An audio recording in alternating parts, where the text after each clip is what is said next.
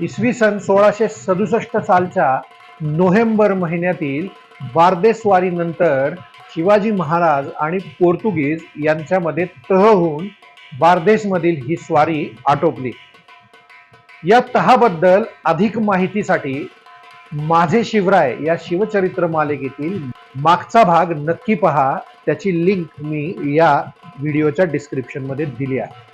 नमस्कार, मी ऋषिकेश अरुण हेंद्रे, महाऋषिटेरियन टेल्स या माझ्या शिवचरित्र मालिकेच्या पुढच्या भागामध्ये तुमच्या सगळ्यांचे सहर्ष स्वागत.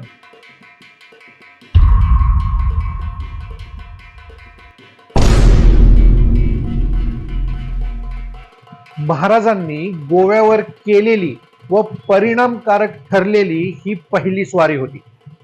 स्वारीचा उद्देश केवळ कुंडावा करणाऱ्या लखम सावंतांसारख्या देसायांचा बंदोबस्त करणे हा होता, असे जरी पोर्तुगीजांची कागदपत्रे म्हणत असली तरी सुद्धा या पाठीमागे पोर्तुगीजांना धडा शिकवणे, त्यांच्या धर्मांध कृत्यांना आळा घालणे हाही होताच. याच दरम्यान एका इंग्रज अधिकाऱ्याने दिनांक 30 नोव्हेंबर 1667 रोजी गोव्यातूनच आपल्या वखारीला लिहिलेल्या पत्रात आपल्याला या म्हणण्याला दुजोरा मिळतो. 30 नोव्हेंबर म्हणजे शिवाजी महाराज ही स्वारी करत असताना हा अधिकारी गोव्यातच होता असे आपल्याला मानायला काहीच हरकत नाही. तो या पत्रात म्हणतो की या कठोरतेचा तीव्र संताप आल्याने शिवाजीने गोव्यापासून फार दूर नसलेल्या बारदेसाच्या प्रांतावर स्वारी केली आणि तेथे मोरेटोंच्या म्हणजेच मराठ्यांच्या किंवा मराठी हिंदूंच्या मताशी सहमत होण्यास नकार देणाऱ्या 4 पाद्र्यांची मुंडकी उडवली. कारण या पाद्र्यांनी स्वतःसारखे मत नसलेल्या सर्वांचा संहार करण्याची घोषणा केली होती. म्हणजेच या पाद्र्यांनी स्वतःसारखे मत नसलेल्या म्हणजेच आपल्या धर्मात नसलेल्या म्हणजेच पर्यायांनी हिंदूंच्या संहाराची घोषणा केली होती.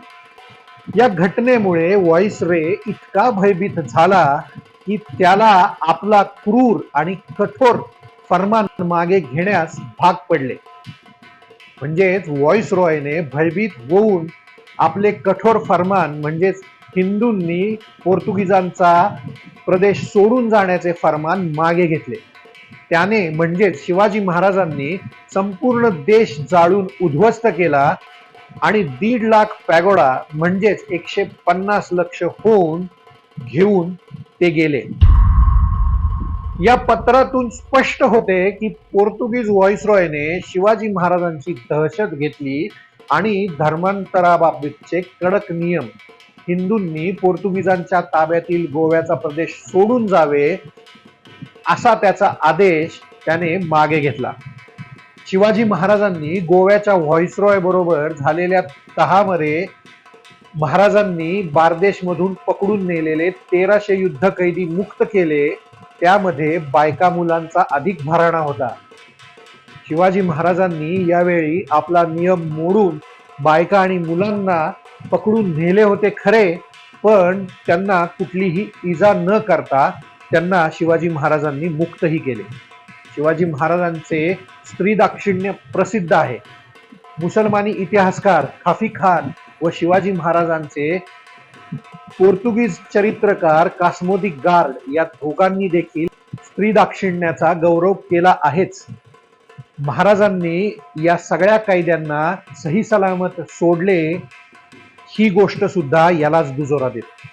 गोव्याच्या व्हाईसरॉयने शिवाजी महाराजांच्या बरोबर झालेल्या तहाच्या संदर्भात जे पत्र आपल्या राजाला पाठवले त्यात तो म्हणतो की शिवाजीने गोव्यातून जी लूट आणि बायका मुले पकडून नेली होती ती त्याने सही सलामत परत केली आहे. दिनांक 19 डिसेंबर 1667 या दिवशी व्हाईसरॉयने शिवाजी महाराजांना पुढील पत्र पाठवले, ज्यामध्ये तो म्हणतो, पाद्री गोसालू मार्तिस यांच्या मार्फत आपण सही करून पाठवलेल्या तहाची कलमे आणि आपले पत्र मिळाले. आपण माझी सद्भावना जाणून घेतली आणि पाद्री गोसालू मार्तीस यांचा चांगला परामर्श केला याबद्दल आणि कैदी परत केल्याबद्दल मी आपला आभारी आहे.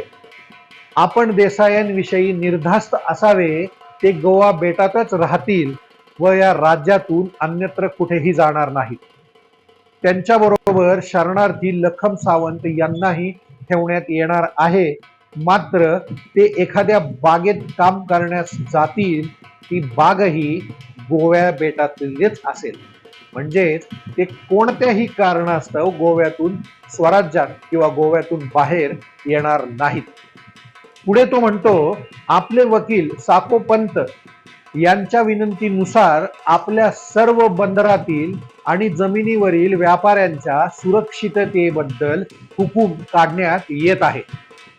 आपली आणखी कोणतीही इच्छा असेल तर ती जर आपल्या प्रदेशातील सुभेदार श्री दत्तोपंत यांनी माझ्या कानावर घातली तर आपल्या दोघांमधील मैत्रीस अनुकूल श्री दत्तोपंत यांना मदत करण्याची मी काळजी घेईन. आपल्यामधील मैत्रीविषयी मी आपणास आश्वासन देतो की मी तिचे कटाक्षाने पालन करील. आपणही तिचे पालन कराल अशी माझी आशा बाळगतो. आपल्या दैवी अनुग्रहाने ईश्वर आपणावर प्रकाश पाडो. या पत्रातील भाषेवरून पोर्तुगीज आपल्या गुडघ्यावर आले होते हेच आपल्याला दिसून येते. महाराजांच्या बरोबर त्यांना वैर नको होते. महाराजांना लिहिल्याप्रमाणे व्हॉइसरॉयने गोव्याच्या आश्रयास येऊन राहिलेल्या देसायांसंबंधी पुढील आज्ञापत्र लगेच काढले. देसाई लखम सावंत आणि केशव नाईक या दोघांच्या निदर्शनास आणून देण्यात येत आहे की या दोघांनीही गोवा बेटावरच राहावे, शिवाजीच्या प्रांतात जाऊ नये अथवा कोणालाही तिकडे पाठवू नये. आणि जर त्यांच्यापैकी कोणी आपली माणसे बाहेर पाठवल्याचे आढळून आले तर त्यांना पुन्हा या राज्यात प्रवेश घेतले जाणार नाही. आणि ती जर परत आली तर शिवाजी राजे यांच्याशी झालेल्या आमच्या मैत्रीचा भंग केल्याच्या गुन्ह्यावरून त्यांना कडक शिक्षा केली जाईल. तसेच देसाई यांनी आपले नोकर अथवा प्रजाजन यांना शिवाजीच्या राज्यात पाठवल्याचे आम्हास कळाले तर त्यांना उपरोक्त कायद्यानुसारच वागवले जाईल.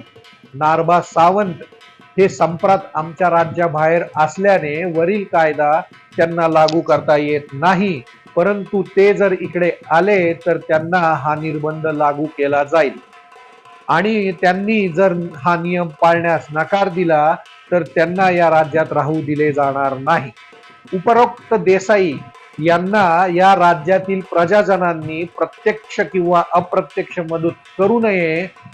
चिचोलीचे बाळोबा शेंडगे यांना देखील हा निर्बंध लागू आहे. अशा रीतीने गोव्याच्या पोर्तुगीजांचा आश्रय घेऊन राहिलेल्या देसाई यांनी शिवाजी महाराजांच्या प्रदेशात जाऊन दंगे धोपे माजवू नयेत यासाठी त्यांच्यावर निर्बंध लादले खरे, परंतु त्यांना न जुमानता त्यांनी दंगे दोपवणे माजवण्याचा सपाटा चालूच ठेवला. त्यामुळे त्यांना गोव्यातून बाहेर हाकलून लावणे व्हॉइसरॉयला भाग पडले. दिनांक 26 फेब्रुवारी 1668च्या आपल्या पत्रात व्हॉइसरॉय रायाजी गंगादास या महाराजांच्या सुभेदाराला लिहितो, आपण पुष्कळ वेळा मला लिहिले आहे की गोव्यातील देसाई शिवाजीच्या राज्यात दांडगाई करतात, तरी देसाई लखम सावंत केशव नाईक यांना माझ्या राज्यातून निघून जाण्याची आज्ञा केली आहे.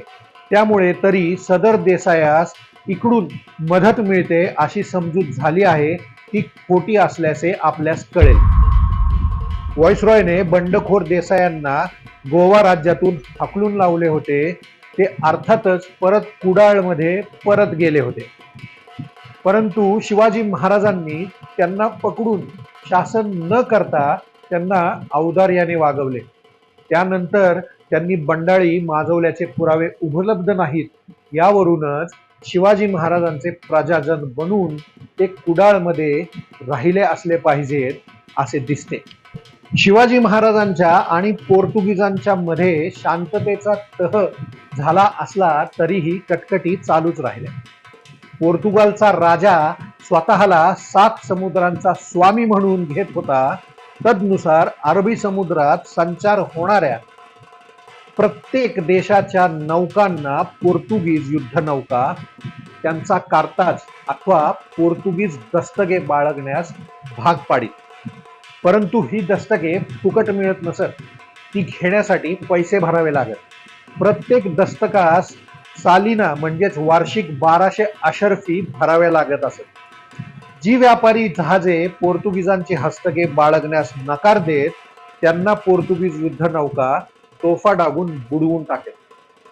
एवढा मोठा मोगल बादशहा त्याच्या आधिपत्याखाली संपूर्ण हिंदुस्थानचा मोठा भाग होता, परंतु त्याच्याही समुद्रावर काही चालत नसे. त्याच्या नौकांनाही पोर्तुगीजांकडून दस्तके बाळगावी लागत. आदिलशहालाही हाच नियम लागू होता. अगदी मोठी बेगम मक्केला ज्यावेळी गेली तेव्हा सुद्धा तिने पोर्तुगीजांकडून दस्तके घेतली होती. याबाबत गोव्याचा व्हॉइसरॉय शिवाजी महाराजांचा वेंगुर्ले बंदराचा हवालदार तानाजी राम याला लिहिलेल्या एका पत्रात म्हणतो की आमची दस्तके न बाळगणाऱ्या कुणालाही जहाजाला हिंदुस्थानच्या समुद्रात संचार करता येणार नाही. हा अधिकार आम्हाला जुने कायदे कानून आणि चालीरीती यानुसार प्राप्त झाला आहे. या अधिकारानुसार हे दस्तक न बाळगणाऱ्या परक्या जहाजांना अटक करण्याची हुकूम आमच्या दर्यासारंगांना देण्यात आला आहे.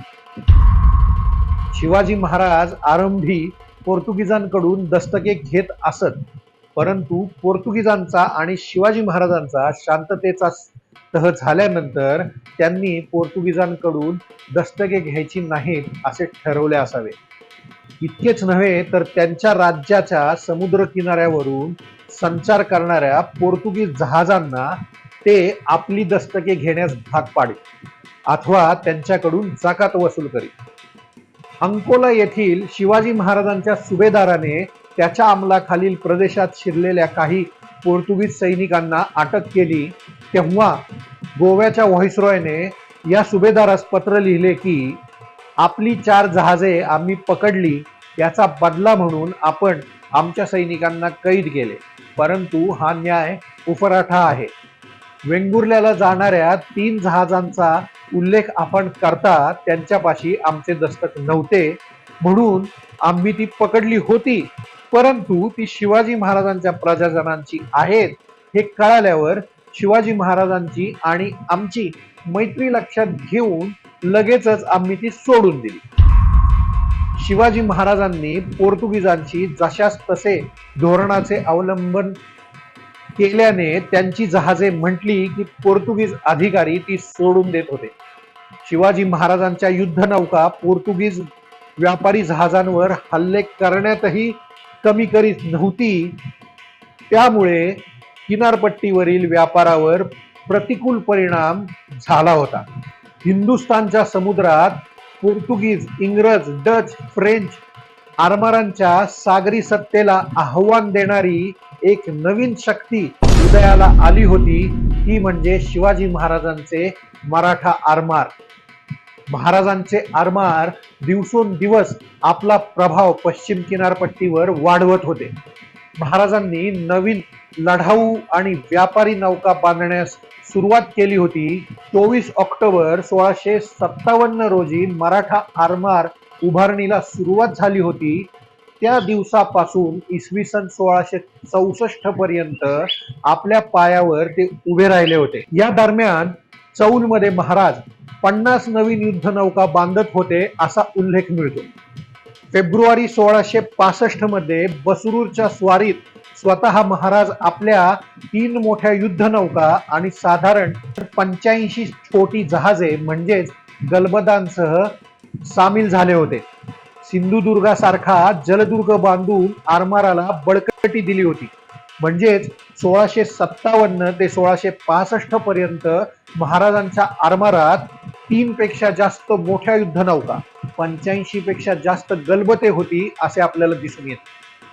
याच क्रमाने महाराजांनी 1667 म्हणजेच पोर्तुगीजांच्या विरुद्धच्या बारदेशच्या स्वारीपर्यंत आपले आरमार आणखी जास्त ताकदवान बनवले होते आणि आता ते हिंदुस्थानच्या पश्चिम किनारपट्टीवर सत्ता गाजवायला सिद्ध झाले होते. आज आपण इथेच थांबूया, पुन्हा भेटूया पुढल्या भागात. तोपर्यंत जय महाराष्ट्र, जय शिवराय.